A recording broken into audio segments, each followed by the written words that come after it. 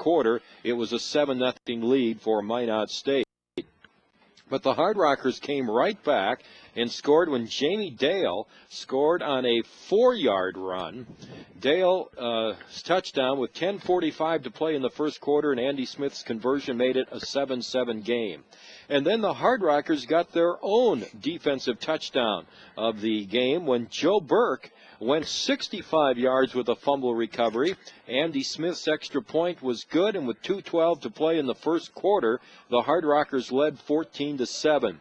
But Minot came back with a couple of touchdown drives, taking advantage of some good field position. This one, though, John Meyer's drive, his score was only a 1-yard plunge. Levenich added the extra point, 10:41 to play in the half. We're 14-14. But that drive saw Minot State overcome a couple of big penalties, and they had a 1st and 25 at one time, but overcame that, and they picked up first downs and scored the tying touchdown. They then took the lead on a 55-yard drive when Lance Hollinger caught a 5-yard touchdown pass. Levenich added the extra point, and with 1:43 to play in the first half, Minot State looked like they were going to lead at halftime as they went up 21-14. However, it took the Hard Rockers just 30 seconds, Ryan, to go 61 yards. A big catch was Tony Ostheimer's 47-yard grab. 1:13 left in the half. Jamie Dale went over for his second 4-yard touchdown run of the game. Andy Smith's conversion, and it was a tie, 21-21 at halftime. Minot got the ball back, got down into Hard Rocker territory, but Tyrell Anderson came up with an interception at the Hard Rocker 15, right it out across the 30 to end the first half, and that's the way we stand at halftime, a 21-21 tie. Yeah, the score indicates kind of everything we talked about in the pregame. I mean, you got offenses here that are very similar, very comparable, and probably about as even as you can see. And then the same with the defense. Both defenses are very comparable. So kind of what we expected, a close game. Both teams knotted up here at 21 at halftime. The only thing we probably didn't anticipate was the way the scores happened. Well, as we said, each team had a defensive touchdown, and each team coming up with 2 offensive touchdowns, and Minot State 21 and the Hard Rockers 21 at halftime. We'll have some statistics in this first half a little bit later. We're going to talk with the president of the School of Mines, Dr. Bob Wharton, coming up next. This is Hard Rocker Football on KKLS. Yeah, if we can find those. He's putting together a couple of bowls there, I think. Thank you very much for coming over. My pleasure. Why not, you know? Oh, a little nippy today, huh? You know, this press box is one that if it's cold outside, it's colder in here, and if it's warm outside, it's warmer in here. Yeah, not very well. I forgot we were going to bring space heaters. And how's the box over there? Is it warm enough? Yes. Okay.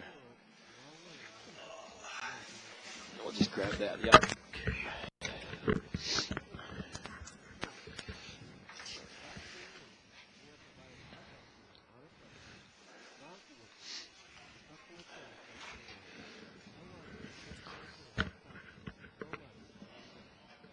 Good game. Very entertaining game. Oh, I'll say. Well, this is a big game for us to try to judge. If Minot's going D2, how can we match up with them? You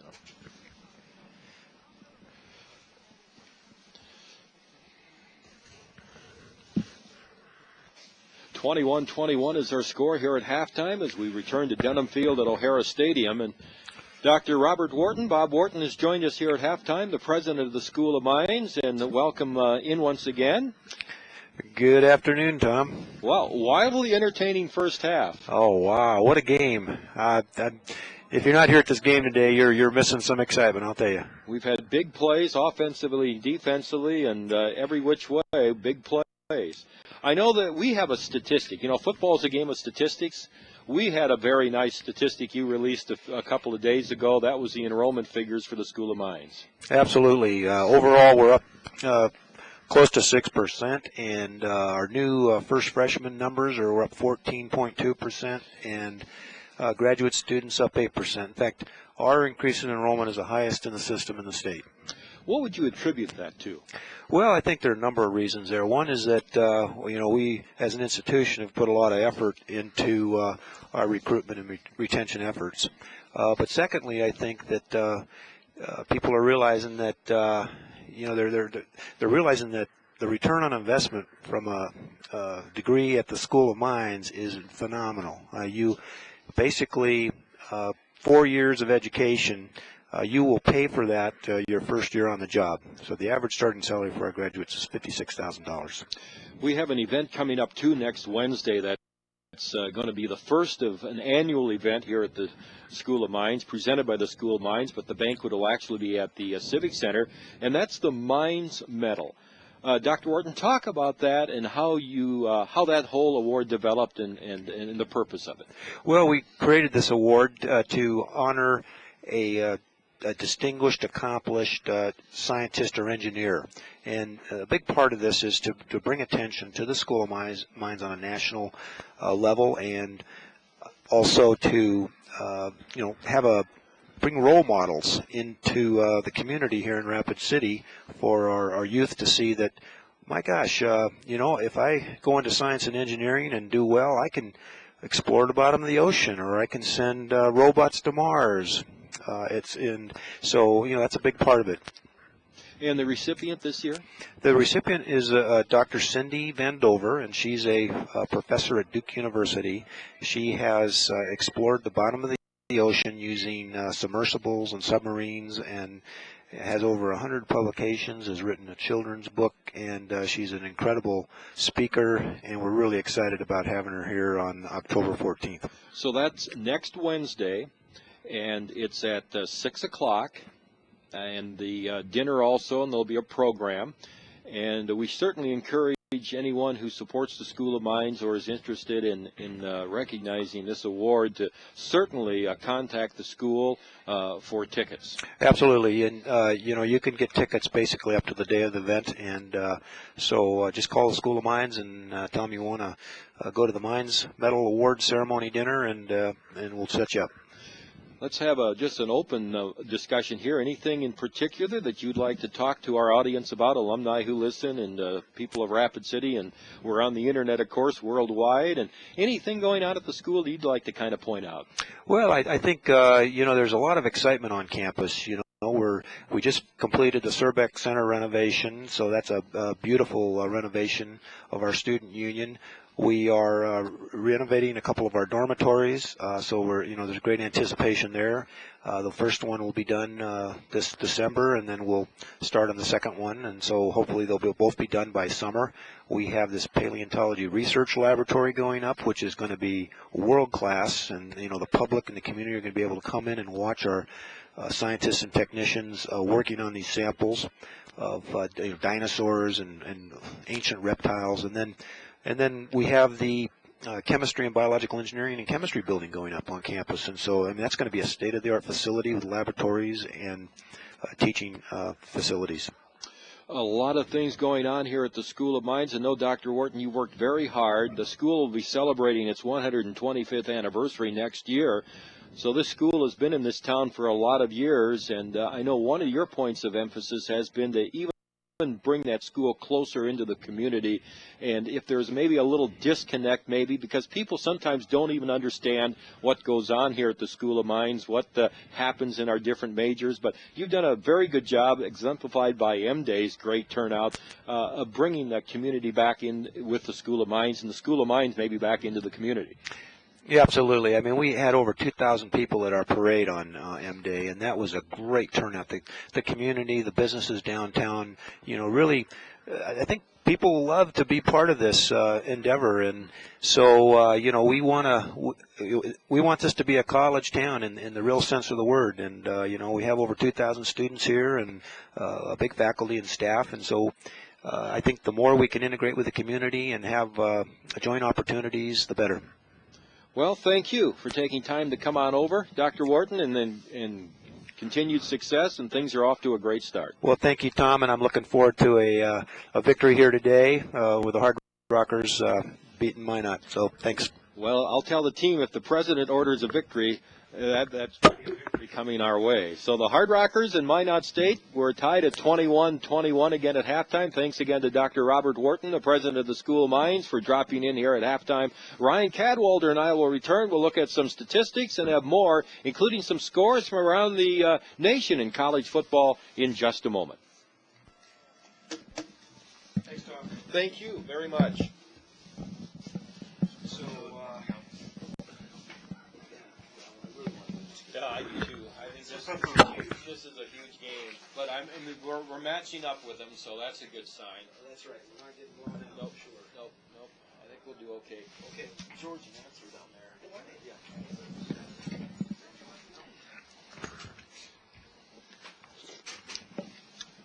Can you do the stats?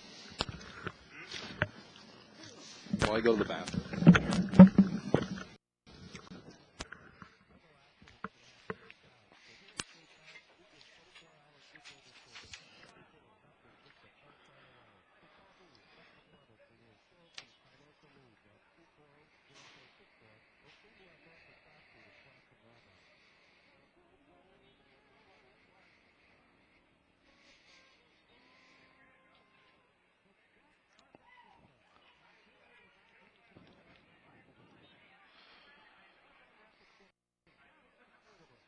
Yeah, welcome back to Rapid City, South Dakota. The School of Mines and Minot State are all tied up, 21-21 at halftime. Here's the recap from the first half. First downs, Minot State 14 first downs, School of Mines 7. Rushing yards, 69 yards for Minot State on 25 attempts. School of Mines has 11 rushes for a net of 11 yards. Passing yards, 181 for Minot State to 147 for the South Dakota School of Mines. Total offensive plays, Minot State leading that one, 45 plays for 250 yards. School of Mines, 34 plays for 158. There's been one fumble by each team, and they've both been returned, one for 70 yards for a touchdown for Minot State, and the School of Mines returned 165 yards for a touchdown. The punt returns for yards, the School of Mines, 0 punt returns for 0 yards, obviously. And Minot State, 1 punt for a negative 8 yards. Both teams coming out after that first quarter, Tom, and doing a good job kind of settling down, getting the offensive going. The individual leaders for the Minot State, Youngren rushing for 57 yards, with the longest being a 19-yarder for a 3.8 average. And for School of Mines, Jamie Dale, 6 attempts, 27 yards, and also a 19-yard long for an average of 4.5. So the defense is doing a good job kind of bottling up the rushing attempts for the opposing teams. The pass receiving, Lester for Minot State, 5 receptions for 62 yards. Hollinger, 3 receptions for 48. For the School of Mine, Tony Ostheimer, 4 receptions for 53 yards. Barth, 4 receptions for 40 yards, and Jamie Dale, 3 receptions for 32 yards. For the punting, Youngren for Minot State, 2 punts, 66 yards for a 33-yard average. And for the School of Mines, Jeldon, 4 punts for 124 yards or a 31-yard average. The scoring summary, I think, Tom, you kind of went through that before we broke off. So, looking up for the second half here, I think offensively both teams kind of started getting things going after the early turnovers in the first quarter. Josh Sherman and Eric Yates each had 8 tackles for the Hard Rockers, and they were busy men covering the run. Tommy Lunsman had 7, Tyrell Anderson 6, Donovan Brill and Tim Lucchini each had 5 tackles in that first half. So a pretty even first half, I guess, too. If you look at everything as far as the score, it's pretty even, 21-21. Minot did have the ball, though, for more plays and, of course, more first downs, and, of course, more total yards. But the difference of that was simply because Minot State had the ball more than the Hard Rockers did. 250 total yards to 158 for the Hard Rockers, but they also ran 11 more plays than the School of Mines did in that first half. Nick Russell, 13 out of 23, and I think Nick performed very well, considering for the most part, he was under a lot of pressure. Yeah, those first two series by School of Mines, boy, Nick Russell was kind of running for his life back there and actually did a good job of not getting sacked. I can count on, at least on that first possession, there must have been 5 or 6 times where Minot State was in the backfield, and if it wasn't for Nick Russell being a larger gentleman and a nice stiff arm, he would have been sacked for a big loss. Instead, he made some decent completions and was able to drive the ball, get some first downs. Unfortunately, she just had the fumble that was returned for the touchdown.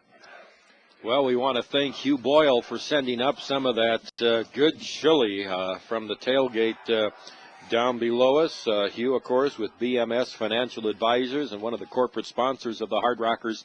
Thank you very, very much. Ryan, get your hands off my chili. Get your hands off. You better eat it quick. It's going. It's very good. Good job. Both teams are back out on the field. We'll return with the second half kickoff. We're tied at 21 all here on KKLS. That's the one I was looking for. That's the one you read off, isn't it? Yeah, that's the one.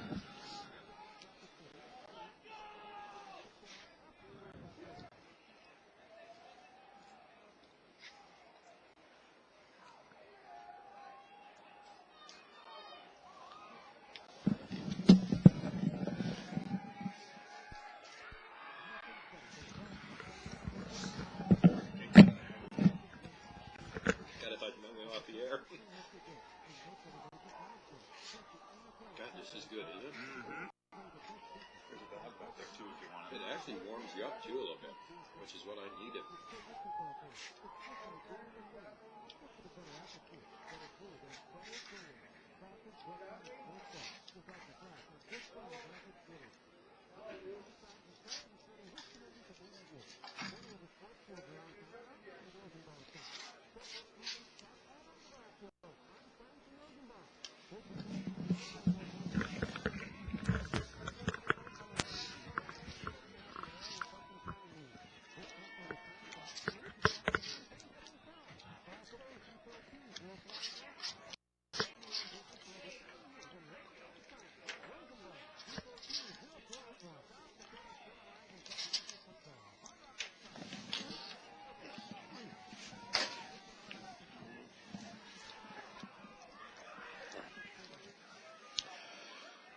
Well, Minot State will get the ball to start the second half in a 21-21 game. It's been an excellent game. There's still no update yet on that Black Hills score with Dickinson. We'll try to track one down, though, for you in not too long.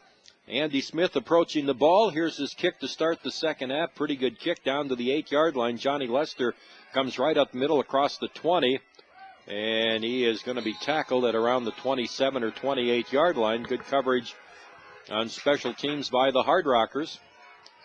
Blankenship again was down there, as was Jared Francis on special teams for the School of Mines.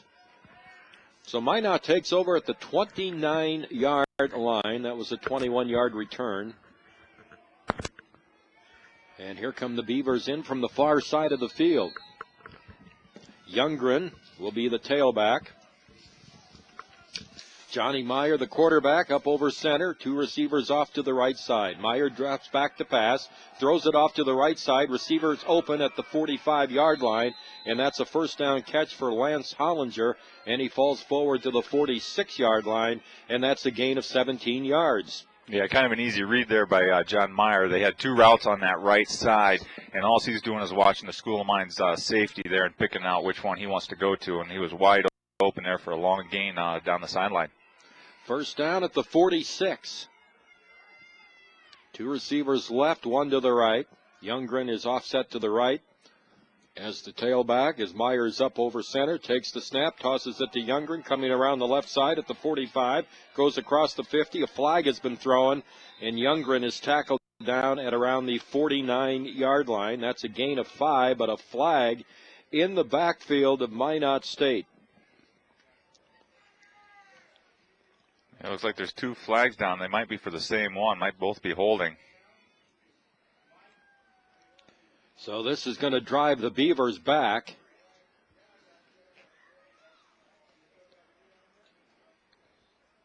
The hold will take the ball back to the Minot State 36-yard line and make it 1st and 20.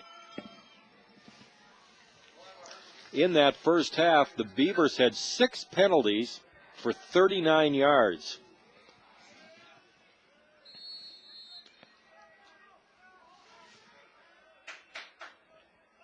First and 20, Meyer with his play fake, and he rolls out to the right side. He looks and he throws short, and it's incomplete. Johnny Lester over on the far side of the field was in the vicinity, but the ball was well short, and it's 2nd and 20. Yeah, that's the first time today we've seen John Meyer kind of make a bad throw. He was rolling out to his right side. Looked like it was a designed roll straight from the get-go. There was a little bit of pressure by the School of Mines, but it looked like it was designed straight from the huddle that he was going to roll out to the right there. Just never got his feet set to make a good throw. So it's 2nd down and 20 now for the Beavers at the Hard Rocker at the Beaver 36. Meyer short drop, looks right, throws right. Hollinger catches it. He's up to the 50-yard line. And they're about 6 yards short of a first down. Josh Sherman on the tackle, but that's a gain of 14. Yeah, it looks like Minot State found something that's working here. They're kind of running that same two-man route onto the right side there, and they're just watching the School of Mines kind of what that safety's going to do, which one he's going to bite on, and then John Meyer's just throwing it to the other one that's been wide open now twice. Didn't give him quite as good a spot as we thought. Minot State 49, 3rd and 7 for the Beavers. There is movement on the line of scrimmage, and the right side of the Minot line moved early. And that's going to cost the Beavers another 5 yards.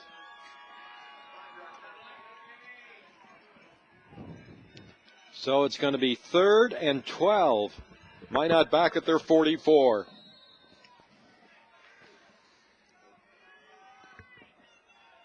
They send 2 receivers off to the left, 1 off to the right. And a short drop by Meyer, shoots a slant, and that's incomplete. Hollinger was around the 50 when he cut towards the center of the field, but not good timing on that play, and it's 4th down. No, I got a little bit of the School of Mines was able to get a little bit of pressure there on John Meyer, and you just needed about another second or two. That receiver was starting to break open, but you didn't have a choice. You had to throw it when you did. And here's the punter in, Nico Youngren. Kicks it away to Tommy Lensman. The snap is a little high, and he hits an end-over-end kick. Ball rolling down the field. Hard Rockers get out of the way, and the ball is down at the Hard Rocker 26-yard line. So that's only a 32-yard punt, but there is no return on it. And Minot State can't do anything with their first possession here of the second half, and with 13:12 to play in the third quarter, the Hard Rockers have it first down at their own 26-yard line. The score tied at 21. Yeah, we'll see if the School of Mines can come out here after halftime, put a nice little drive together, maybe take some time off that clock and get a score. Here's the snap. Here's the give to Jamie Dale. Comes off the right side, gets up to around the 29-yard line before he is brought down. So a gain of a couple of yards on that play, up to the 29, 2nd and 8. Yeah, Martell Pope for the Minot State kind of tracked Jamie Dale down from the back on that one. 3 minutes left in the third quarter. The Jackets lead Dickinson State 9-6. Here's the handoff to Jamie Dale, running off the left side across the 30, and he's upended at about the 31-yard line. 9-6. Black Hill State leading Dickinson. 3 minutes left in the third quarter. Sounds like a good battle up there in Spearfish today. 3rd down and 6 to go, with the Hard Rockers at their own 31-yard line. Both those teams, of course, unbeaten in DAC play. Here's the snap to Russell. Here comes the rush. He gets it away, and it's broken up at the 40-yard line. Good defensive coverage by Tyson Snelling of Minot State. You know, Nick Russell getting that ball out of there right before he was going to get drilled. Unfortunately, he kind of locked onto that receiver right away, so that D-back was just kind of peeking into the backfield, and he made a good defensive play there. There was a blitz coming from that left side of the Minot State defense, and he could have hit Jamie Dale just kind of on a swing pass. Would have gone for big yards there. Sheldon will try to get this kick away. Here's the snap. Good protection as he kicks it off to the right side. Not a bad kick. It's going to bounce at the 40, inside the 30. Johnny Lester didn't field it. Inside the 20. It's going to roll all the way down to the 15-yard line, to the 14-yard line. And that's where it is down by the Hard Rockers. Yeah, Johnny Lester kind of making a bad decision there, and at least not trying to field that. Got an extra 20 yards on the roll. 58 yards on the punt with no return. Well, that'll help an average. And it was a good kick. He angled it. Jeldon did off to his right a little bit, so if the receiver Lester was going to catch it, he was going to have to run up and to his left to catch it. First down, I formation at the 14-yard line. Here's the handoff, and the first carry for a new running back for Minot State is Blake Eggle. And he picked up a yard or two as Eric Yesh makes the stop at the 16-yard line. And give him to the 17. 2nd and 7. We're tied here in the third quarter. 21-21. Myers sends 3 receivers off to the right side. Here's the snap. Short drop. Now throws it into the right flat. The ball is caught, and it's the running back getting out across the 20, very close to a first down. Brill over on the far side of the field on the coverage, and the back is down at the 23-yard line. So they have a yard to go on third down. Yeah, Minot State kind of flooding that trips to the right side there. All 3 receivers running just quick slants, and left kind of the running back out on a wheel route uncovered. 3rd and 1. Meyer out of the I formation takes the snap. Here's the handoff. Nowhere to go. The Hard Rockers stopped the ball carrier for a loss. That might have been David Junkie again, but let's check the number. No, it was Andrew Isom. I think it was. Yeah, it looked like Andrew and Joe Burke were in there for the stop. Big play on third down. So a loss back to the 22-yard line is a loss of 1. It's 4th and 2, and the Hard Rocker defense in short yardage against the run today has been very good. Snap a little bit high, but the kick is away. Not a bad kick. Tommy Lensman runs up, calls for the fair catch, and makes it at the Hard Rocker 49-yard line. Yeah, right there's a difference of about 20 yards. Tom Lunsman was able to come up there, even if you're just going to fair catch that, Tom. You saved the opportunity there of that thing rolling for a big, big punt. So first down for the Hard Rockers. They spot the ball at the Hard Rocker 48-yard line. So the School of Mines has great field position to start this drive with 10:28 to play in the third quarter. We're tied at 21. Snap to Russell. Give to Dale. Going up the middle. Gets across the 50 and falls into Minot State territory after a gain of 2. It'll be 2nd and 8. Yeah, Minot State defense has really been kind of honing in on Jamie Dale. You got the leading DAC rusher at over 110, 118 yards per game. Boy, in the first half, I think, what was his stats? 27 yards, I think. For Jamie? For Jamie. Only 6 carries. Here's the snap to Russell. Back to pass, over the middle, and it's caught. It's not going to be much on the pickup. It's down to the 47-yard line. It was the Hard Rockers' Trevor Roberts making the catch. Gain of 2 more, but it's going to lead the Hard Rockers with 3rd and 6 at the 47-yard line.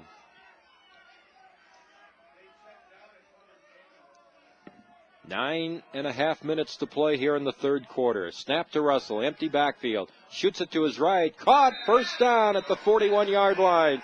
Just beyond the sticks went Tony Ostheimer, and he made the catch for a first down. Yeah, good job by Tony getting his feet inbounds on the high throw there. It was a good catch, good reception. Gain of about 6. First down at the 41. Hard Rockers keep the drive going now with Russell out of the shotgun. Dale is upright to his right. 2 receivers to the left. The snap. Here's the handoff to Dale, trying to squirt through a hole. And he gets down to about the 39, maybe the 38-yard line. That's his nickname on the team. A lot of players call him Squirt. So at the 39-yard line, we'll give it a 2-yard gain. It's second down, 8 yards to go. 2 receivers left, 2 to the right. Offset, the running back offset to the right of Russell, who's under pressure. He throws it deep over the middle, incomplete.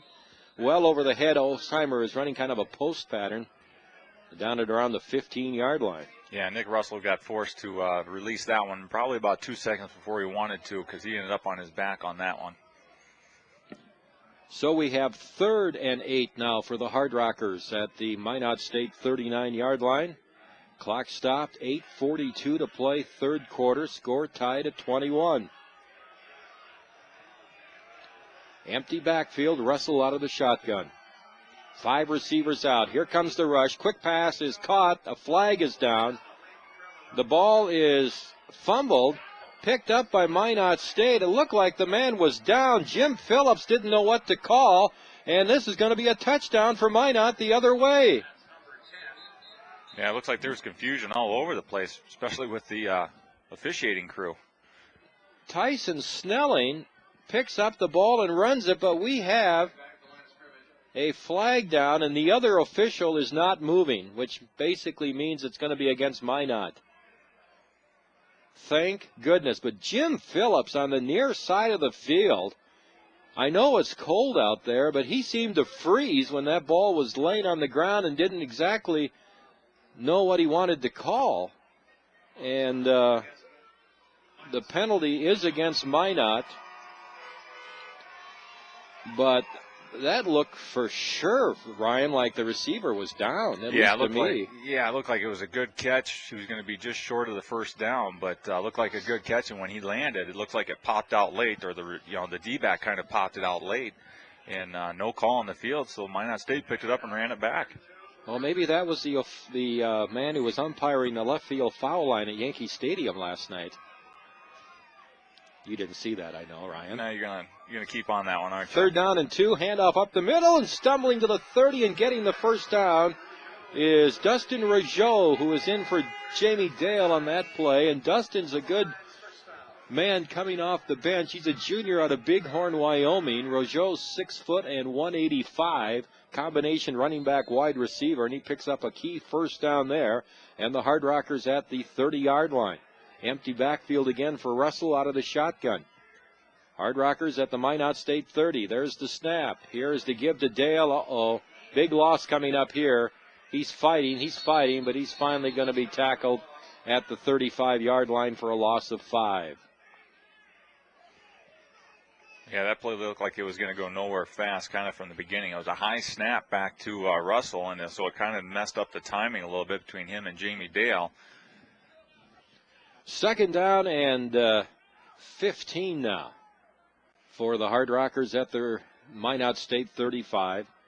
7:32 to play here, 3rd quarter. 21-21 the score. Russell's out of the shotgun. Barth is upright to his right. Here's the snap. Here comes the all-out blitz, and Russell's going to be sacked. Boy, they sent everyone on that blitz. And back to the 44-yard line it goes. So the Hard Rockers have to get down to the 20. And what that is also doing is taking them out of any Andy Smith field goal range. Yeah, you're absolutely right there. First priority now is trying to get back into field goal range. Minot State bringing 7 guys on the blitz.